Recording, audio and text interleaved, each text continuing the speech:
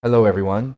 I'll show you how to draw diagonally in AutoCAD when you have projects that don't follow the orthogonal axis, the XY axis that come with AutoCAD in a very simple way.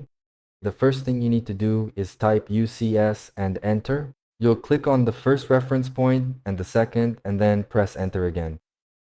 You'll notice the background, the AutoCAD grid, will already be rotated, and then just type PLAN, that is plan, and enter. It'll already show the option I want, so I'll just press enter again. This way, the part of the project that was diagonal will now be orthogonal. So I can use F8 itself to draw my project in a super simple way. It's useful whenever I have parts of the project that are diagonal to create a scene for those areas. To do this, it's also very simple. In the top left corner where it says stop, I'll click on View Manager and then on New. I'll call it, for example, rotated.